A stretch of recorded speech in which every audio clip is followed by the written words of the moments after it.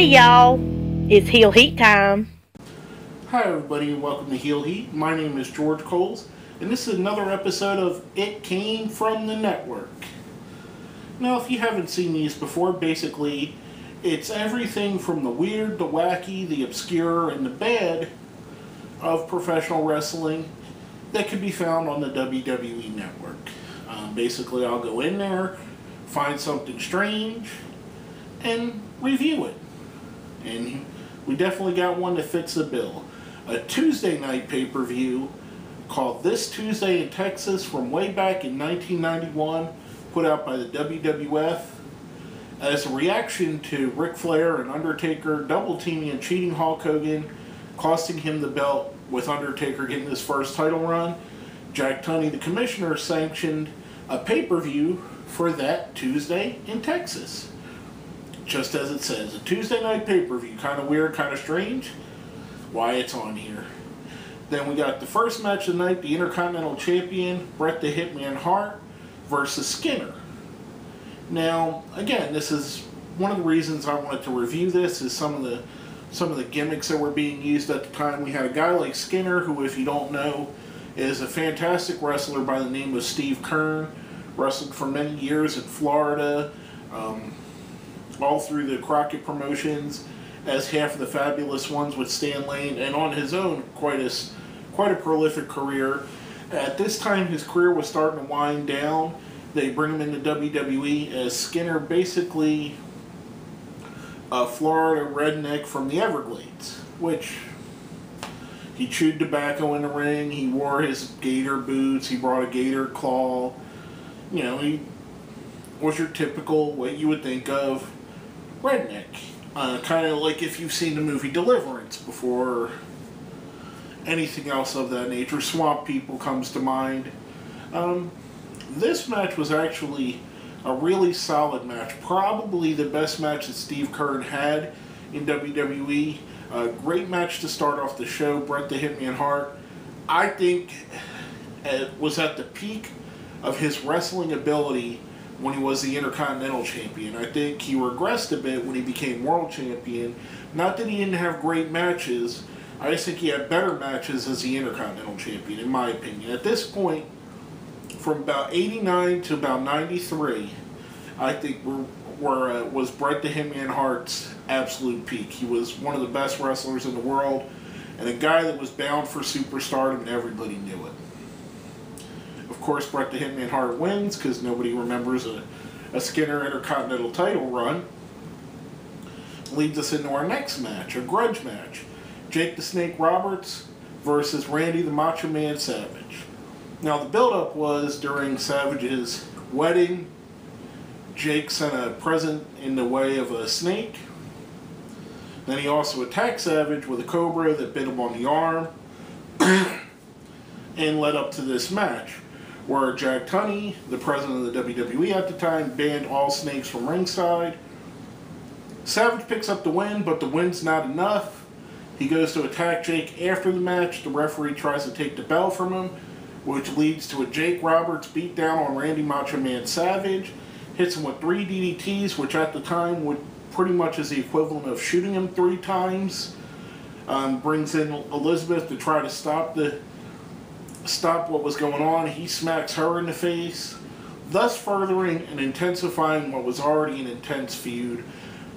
Starting off the show hot, 2 great matches right in a row, gets us going right into the next one, and this is where it took a plunge. We got the Warlord in full futuristic Phantom of the Opera gear versus the British Bulldog, Davey Boy Smith.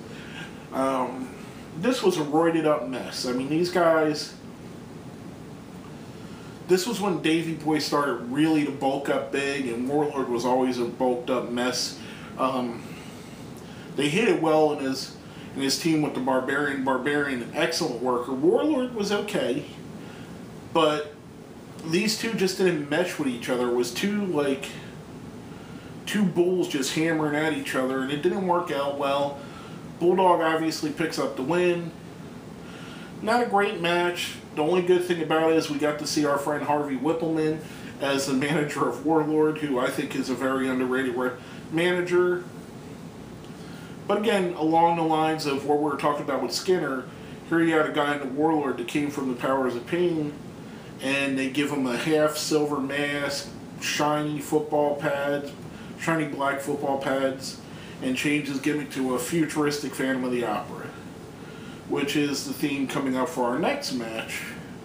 We had Ted DiBiase, the $1 Million Man, and then the repackaged recently at that time, Repo Man, who used to be Slash, who used to be Crusher Khrushchev, who is Barry Darso, and they wrestled against Virgil, and he also recently rechristened or reimagined El Matador, aka Tito Santana.